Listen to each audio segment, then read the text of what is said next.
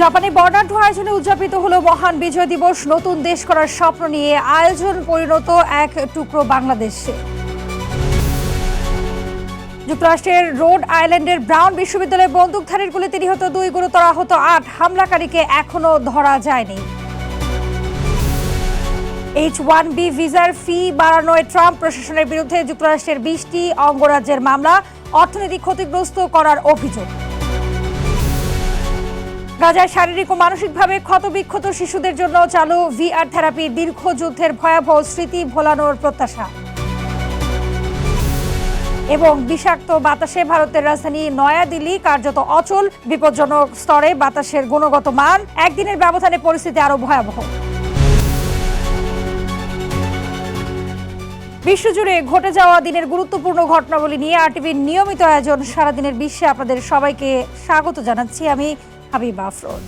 হাজার মাইল দূরের দেশে অবস্থান, তবু হৃদয়ে অমলিন লাল সবুজের স্পন্দন। জাপানে বসবাসরত বাংলাদেশিদের উদ্যোগে বর্ণাঢ্য আয়োজনে উদযাপিত হলো মহান বিজয় দিবস 2025। মুক্তিযুদ্ধের চেতনা, আত্মত্যাগের স্মরণ আর নতুন বাংলাদেশের স্বপ্নকে ধারণ করেই এই আয়োজন পরিণত হয় প্রবাসে এক টুকরো বাংলাদেশে। জাপান প্রতিনিধি শেফাউল করিমের প্রতিবেদন, জানাচ্ছেন ইমতিয়াজ আহমেদ। কানসাই প্রবাসী বাংলাদেশিদের উদ্যোগে বর্ণাঢ্য আয়োজনে জাপানে উদযাপিত হয়েছে মহান বিজয় দিবস 2025। স্থানীয় সময় শনিবার জাপানের ওসাকা শহরের ইকুনো কুমিন হলে এ বর্ণাঢ্য অনুষ্ঠানের আয়োজন করা হয়। যাদের আত্মত্যাগের বিনিময়ে অর্জিত এ বাংলা, তাদের প্রতি বিনম্র শ্রদ্ধা, এই শিরোনামে আয়োজিত অনুষ্ঠানে দলমত নির্বিশেষে বিভিন্ন শ্রেণী পেশার বিপুল সংখ্যক প্রবাসী বাংলাদেশি স্বতঃস্ফূর্তভাবে অংশগ্রহণ করেন। যৌথভাবে অনুষ্ঠান পরিচালনা করেন রুমি খন্দকার, রফিক আজিজ, সিরাজ ও সিম্মি সহ অনেকে। পুরো আয়োজনে মুক্তিযুদ্ধের চেতনা, স্বাধীনতার মূল্যবোধ, নতুন বাংলাদেশের প্রত্যাশা, দেশপ্রেম ও ঐক্যের শক্তিশালী প্রতিফলন দেখা যায়। ছিল বৈচিত্র্যময় সাংস্কৃতিক পরিবেশনা। এসব পরিবেশনা উপস্থিত দর্শকদের মাঝে গভীর আবেগ ও দেশপ্রেমের অনুভূতি সৃষ্টি করে। এছাড়া অনুষ্ঠানে ইনকিলাব মঞ্চের মুখপাত্র শরীফ ওসমান হাদির উপর সশস্ত্র হামলার তীব্র নিন্দা জানানো হয়। একই সঙ্গে হামলাকারীদের অবিলম্বে গ্রেপ্তার এবং ঘটনার স্বচ্ছ, নিরপেক্ষ ও পূর্ণাঙ্গ তদন্ত নিশ্চিতের জোর দাবি জানানো হয়। ইমতিয়াজ আহমেদ, RTV। যুক্তরাষ্ট্রের রোড আইল্যান্ডের ব্রাউন বিশ্ববিদ্যালয়ে বন্দুকধারীর গুলিতে 2 জন নিহত ও 8 জন গুরুতর আহত হয়েছেন। শনিবার স্থানীয় সময় বিকেল 4টার দিকে এই ঘটনা ঘটে।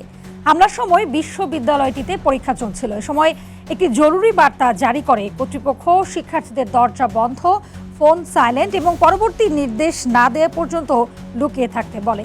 তবে পুলিশ ওই ভবনে গিয়ে কোনো বন্দুকধারীকে পায়নি।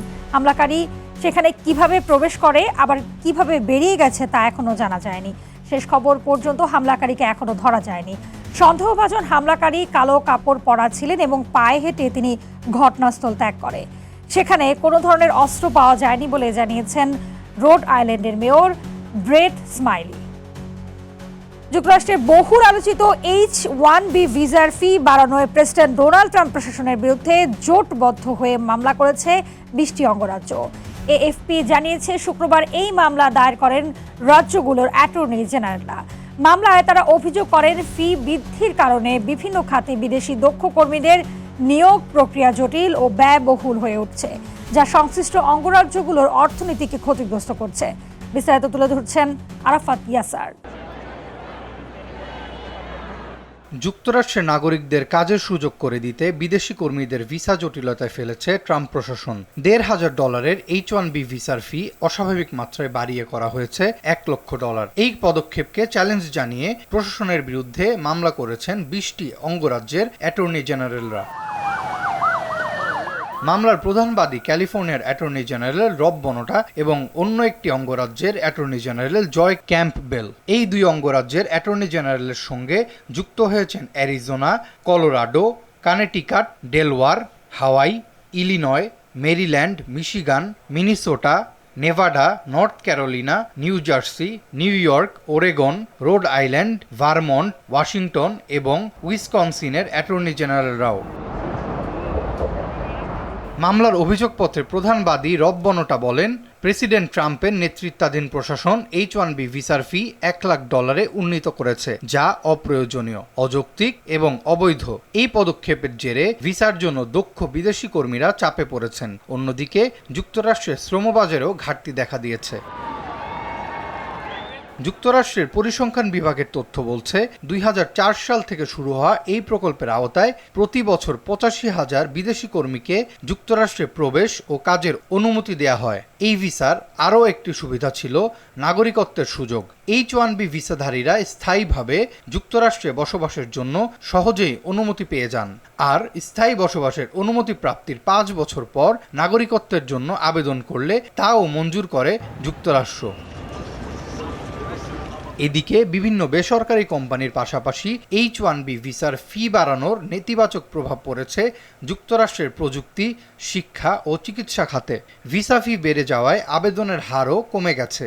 সাম্প্রতিক এক জরিপে জানা গেছে, যুক্তরাষ্ট্রের 74% স্কুলে special education, physical science, bilingual education এবং বিদেশি ভাষা শিক্ষা বিভাগে শিক্ষক সংকট শুরু হয়েছে। আরাফাত ইয়াসার, RTV। ফিলিস্তিনের গাজা উপত্যকায় দীর্ঘ যুদ্ধের ভয়াবহতায় শারীরিক ও মানসিকভাবে ক্ষতবিক্ষত হয়ে পড়েছে হাজারো শিশু। হামলায় আহত হওয়ার পাশাপাশি বারবার বাস্তুচ্যুতি, ক্ষুধা আর স্বজন হারানোর বেদনা তাদের শৈশবের সব আনন্দ কেড়ে নিয়েছে। যুদ্ধবিরতির পর বোমার শব্দ কিছুটা থামলেও সেই ভয়াবহ স্মৃতির ছায়া আজও তাড়া করে বেড়াচ্ছে শিশুদের। এমন বাস্তবতায় ক্ষণিকের শান্তি দিতে গাজায় চালু হয়েছে ভার্চুয়াল রিয়েলিটি বা VR থেরাপি। বিস্তারিত জানাচ্ছেন আরাফাত ইয়াসার। অবরুদ্ধ গাজা উপত্যকা, চারপাশে ধ্বংসস্তূপ আর স্মৃতিতে জমে থাকা যুদ্ধের ভয়। ইসরায়েলের নির্বিচার হামলায় নিহত ও আহত হাজারো শিশুর শৈশব আজ ট্রমার ভারে নুয়ে পড়েছে। যুদ্ধবিরতির পর আকাশে বোমা না পড়লেও শিশুদের মনে থামেনি যুদ্ধ। এই শিশুদের মুখে সামান্য হাসি ফেরাতে ছোট পরিসরে চালু হয়েছে ভার্চুয়াল রিয়েলিটি থেরাপি। টেকমেট গাজা নামের একটি প্রকল্পের মাধ্যমে শিশুদের পড়ানো হচ্ছে VR হেডসেট। বাস্তবতার ধ্বংস আর আতঙ্ক ছেড়ে তারা পা রাখছে এক ভিন্ন শান্ত জগতে। মধ্য গাজার আজ জাওয়াইদা এলাকার একটি তাঁবুতে চলছে এই VR সেশন। এতে অংশ নেওয়া শিশু সালা আবু রুকবা বলছে, মাথায় আঘাতের যন্ত্রণা ভুলে থাকার চেষ্টা করছে সে। হেডসেট পরলেই ধ্বংস আর ড্রোনের শব্দ যেন মিলিয়ে যায়। টেকমেট গাজার যোগাযোগ কর্মকর্তা লামা আবু দালাল জানান, যুদ্ধের স্মৃতি শিশুদের শরীর ও মনে স্থায়ী ক্ষত তৈরি করেছে। VR থেরাপি সেই ক্ষত সারায় না, তবে কয়েক মুহূর্তের জন্য হলেও তাদের আবার শিশু হয়ে ওঠার সুযোগ দেয়। এই উদ্যোগের সূচনা করেছিলেন ফিলিস্তিনি উদ্ভাবক মোসাব আলী। নিজের আহত ছেলেকে সান্ত্বনা দিতেই প্রথম VR হেডসেট ব্যবহার করেন তিনি। কিন্তু যুদ্ধের এক পর্যায়ে ইসরায়েলি হামলায় প্রাণ হারান এই উদ্ভাবক। তবুও তার স্বপ্ন বয়ে চলেছে গাজার শিশুদের চোখে। গবেষণায় দেখা গেছে VR therapy post traumatic stress disorder বা PTSD চিকিৎসায় কার্যকর হতে পারে। তবে ইসরায়েলের অবরোধে প্রয়োজনীয় যন্ত্রপাতি প্রবেশ করতে না পারায় গাজায় এই সেবা চালানো কঠিন হয়ে পড়েছে। জাতিসংঘের হিসাব বলছে, গাজার 90% বেশি শিশু চরম মানসিক চাপে রয়েছে। বিশ্ব স্বাস্থ্য সংস্থা সহ বিভিন্ন সংস্থা গাজায় চিকিৎসা সরঞ্জাম ও মানসিক সহায়তা পৌঁছানোর পথে সব বাধা তুলে নেয়ার আহ্বান জানিয়েছে। আরাফাত ইয়াসার, RTV। ঘন কুয়াশার বিষাক্ত বাতাসে কার্যত অচল হয়ে পড়েছে ভারতের রাজধানী নয়াদিল্লি। একদিনের ব্যবধানে পরিস্থিতি আরো ভয়াবহ আকার নিয়েছে। বাতাসের গুণগত মান পৌঁছেছে বিপজ্জনক স্তরে, কমে গেছে দৃশ্যমানতা, বেড়েছে শ্বাসকষ্টে আক্রান্ত রোগীর সংখ্যা। দিল্লির সঙ্গে ভুগছে আশপাশের NCR এলাকাও। বিস্তারিত আরাফাত ইয়াসারের রিপোর্টে।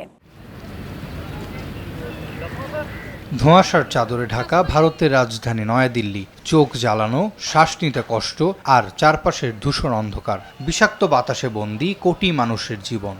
শনিবারের তুলনায় রবিবার পরিস্থিতি আরও ভয়াবহ আকার নিয়েছে।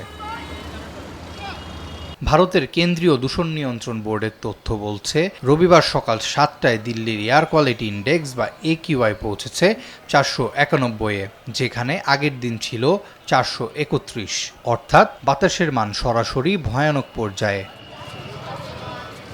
দিল্লির প্রায় সব পর্যবেক্ষণ কেন্দ্রেই একিউআই বিপজ্জনক সীমায়। ওয়াজিরপুর, বিবেক বিহার, আনন্দ বিহার, বাওয়ানা, নরেলা সর্বত্রই একিউআই 490-এর ওপরে। সবচেয়ে খারাপ অবস্থা রোহিণীতে, যেখানে একিউআই ছুঁয়েছে 499। শুধু রাজধানী নয়, বিষাক্ত বাতাস ছড়িয়ে পড়েছে দিল্লির আশেপাশের এনসিআর এলাকাতেও। নয়ডায় একিউআই 470, গাজিয়াবাদে 460, দুটো এলাকাই রয়েছে বিপজ্জনক পর্যায়ে। ভোর থেকেই ধোঁয়াশা আর ঘন কুয়াশায় ঢেকে গেছে শহর। কয়েক মিটার দূরের জিনিসও স্পষ্ট দেখা যাচ্ছে না। কোথাও কোথাও দৃশ্যমানতা নেমে এসেছে শূন্যের কোঠায়। এর প্রভাব পড়েছে সড়ক ও আকাশপথের যান চলাচলেও। ভারতের আবহাওয়া দপ্তর জানিয়েছে, ঘন কুয়াশার কারণে ইন্দিরা গান্ধী আন্তর্জাতিক বিমানবন্দরে দৃশ্যমানতা 100 মিটার পর্যন্ত কমে যেতে পারে। জারি করা হয়েছে ঘন কুয়াশার সতর্কতা। আগামী কয়েকদিন পরিস্থিতির উল্লেখযোগ্য উন্নতির সম্ভাবনাও নেই। দূষণের ভয়াবহতার প্রেক্ষিতে প্রশাসন চালু করেছে সর্বোচ্চ স্তরের গ্রেডেড রেসপন্স অ্যাকশন প্ল্যান বা GRP-4। সরকারি বেসরকারি অফিসে 50% কর্মী নিয়ে কাজের নির্দেশ দেওয়া হয়েছে। স্কুলগুলো অনলাইন ও অফলাইন মিলিয়ে চালানো হচ্ছে। এরই মধ্যে হাসপাতালগুলোতে বাড়ছে শ্বাসকষ্টে আক্রান্ত রোগীর ভিড়। চিকিৎসকদের ভাষ্য, আগের তুলনায় রোগীর সংখ্যা বেড়েছে 20 থেকে 30%। বয়স্কদের পাশাপাশি আক্রান্ত হচ্ছে শিশু ও তরুণরাও।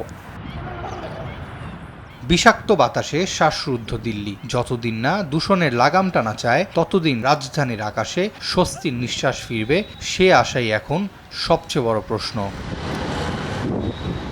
আরাফাত ইয়াসার, RTV। গত 5 বছরে 9 লাখ ভারতীয় নাগরিকত্ব ত্যাগ করেছেন। দেশটির পররাষ্ট্র প্রতিমন্ত্রী কীর্তিবর্ধন সিং রাজ্যসভায় দেয়া এক লিখিত বক্তব্যে এই তথ্য জানান। এছাড়া 2011 সাল থেকে 2019 সালের মধ্যে প্রায় 12 লাখ ভারতীয় নিজ দেশের নাগরিকত্ব ছেড়েছেন বলেও জানান তিনি। সংসদে উত্থাপন করা তথ্য অনুযায়ী গত 14 বছরে 20 লাখেরও বেশি মানুষ ভারতীয় নাগরিকত্ব ত্যাগ করেছেন। এই পরিসংখ্যানই বলছে, বিদেশি নাগরিকত্ব বেছে নেওয়া ভারতীয়দের সংখ্যা ক্রমাগত বৃদ্ধি পাচ্ছে এবং সাম্প্রতিক বছরগুলোতেই বছরের সর্বোচ্চ সংখ্যক লোক নাগরিকত্ব ত্যাগ করেছেন। 2020 সালে নাগরিকত্ব ত্যাগের সংখ্যা উল্লেখযোগ্যভাবে কমে 85,256 জনে দাঁড়ায়। এর পরের বছরগুলোতে এই সংখ্যা দ্রুত বৃদ্ধি পায় বলে জানান পররাষ্ট্র প্রতিমন্ত্রী কীর্তিবর্ধন সিং। দীর্ঘ 7 দশকের নীরবতা ভেঙে পাকিস্তানের শ্রেণীকক্ষে আবারও ফিরছে সংস্কৃত ভাষা। দেশভাগের পরে প্রথম কোনো প্রাতিষ্ঠানিক উদ্যোগে সংস্কৃত পড়ানো শুরু হচ্ছে পাকিস্তানে। Lahore university of management sciences LUMS চালু করেছে 4 ক্রেডিটের একটি সংস্কৃত কোর্স। ইতিহাস, সংস্কৃতি আর জ্ঞান চর্চার এক বিস্তৃত অধ্যায়কে নতুন করে সামনে আনার এই উদ্যোগকে সাহসী ও ব্যতিক্রমী পদক্ষেপ হিসেবে দেখছেন অনেকেই। সংশ্লিষ্টদের প্রত্যাশা, এই উদ্যোগে ভারত পাকিস্তানের মধ্যে বিভেদের দেয়াল ভেঙে তৈরি হবে সেতু বন্ধন। আর জানাচ্ছেন ইমতিয়াজ আহমেদ। পাকিস্তানে আবারও ফিরে এলো সংস্কৃত ভাষা। দেশভাগের পর প্রথমবার পাকিস্তানের কোনো শ্রেণীকক্ষে ফিরছে ভাষাটি। Lahore university of management sciences LUMS classical এ ভাষার উপর 4 ক্রেডিটের একটি কোর্স চালু করেছে। দেশটির সংস্কৃত চর্চা পুনরুজ্জীবিত করার লক্ষ্যে এটি এক বিরল প্রাতিষ্ঠানিক উদ্যোগ বলে মনে করছেন সংশ্লিষ্টরা। সংস্কৃত প্রোগ্রামের অংশ হিসেবে পাকিস্তানে এখন শিক্ষার্থীদের সংস্কৃত সাহিত্যের সঙ্গে যুক্ত বিভিন্ন সাংস্কৃতিক উপকরণের সঙ্গেও পরিচয় করিয়ে দেওয়া হচ্ছে, যার মধ্যে আছে জনপ্রিয় টেলিভিশন সিরিজ মহাভারতের বিখ্যাত থিম সং হে কথা সংগ্রাম কি এর উর্দু অনুবাদ। কিন্তু এর শুরুটা মোটেও সুখকর ছিল না। সমাজবিজ্ঞান বিভাগের সহযোগী অধ্যাপক ডক্টর শহীদ রশিদ, যিনি মূলত সংস্কৃতের উপর পুনরায় গুরুত্ব দেওয়ার উদ্যোগ নিয়ে কাজ করছেন, ক্লাসিক্যাল ভাষাগুলোতে মানবজাতির জন্য প্রচুর জ্ঞান বিদ্যমান বলে মন্তব্য করেন মিস্টার শহীদ রশিদ। মাত্র 3 মাসের একটি সাপ্তাহিক কর্মশালা থেকে এর যাত্রা শুরু হয়। সে সময় কোর্সটির প্রতি শিক্ষার্থী ও গবেষকদের মধ্যে ব্যাপক আগ্রহ তৈরি হয়েছিল, জানান ফরমান খ্রিস্টান কলেজের সমাজবিজ্ঞান বিভাগের এই অধ্যাপক। গবেষকরা বলছেন, 1947 সালের পর কোনো পাকিস্তানি শিক্ষাবিদ এই সংগ্রহ নিয়ে কাজ করেননি। শুধুমাত্র বিদেশি গবেষকরাই এটি ব্যবহার করে থাকেন। স্থানীয়ভাবে গবেষকদের প্রশিক্ষণ দিলে পরিস্থিতির পরিবর্তন হবে বলে মনে করেন সংশ্লিষ্টরা। যেহেতু সংস্কৃত ভাষা সাধারণত হিন্দু ধর্মীয় গ্রন্থের সাথে সম্পৃক্ত, তাই পাকিস্তানে এ ভাষাটি বেছে নেওয়া বেশ চ্যালেঞ্জের বলেই মত বিশেষজ্ঞদের। এছাড়া সংস্কৃতকে সমগ্র অঞ্চলের একটি সেতু বন্ধনকারী ভাষা হিসেবে চিহ্নিত করেছেন গবেষকরা। গবেষণায় দেখা গেছে সিন্ধু সভ্যতার সময় এ অঞ্চলে সংস্কৃত ভাষায় অনেক লেখালেখি হয়েছে। ভূ রাজনৈতিক বিশ্লেষকরা বলছেন, যদি ভারতে আরও বেশি সংখ্যক হিন্দু ও শিখ আরবি ভাষা শেখা শুরু করেন এবং পাকিস্তানে আরও বেশি মুসলমান সংস্কৃত শেখেন, তবে এটি দক্ষিণ এশিয়ার জন্য নতুন আশার আলো দেখাতে পারে, যেখানে ভাষাগুলো আর বিভেদ তৈরি না করে বরং সেতু বন্ধন হিসেবে কাজ করবে। আর এভাবেই সংস্কৃত ভাষা চর্চার মধ্য দিয়ে পাক ভারতের ভ্রাতৃত্বপূর্ণ সম্পর্ক আবারও পুনরুজ্জীবিত হবে, এ প্রত্যাশা সংশ্লিষ্টদের। ইমতিয়াজ আহমেদ, RTV। আর এরই সাথে শেষ করছি সারাদিনের বিশ্ব। RTVর সাথেই সংযুক্ত থাকুন, মতামত জানান RTVর সামাজিক যোগাযোগ মাধ্যমগুলোতে।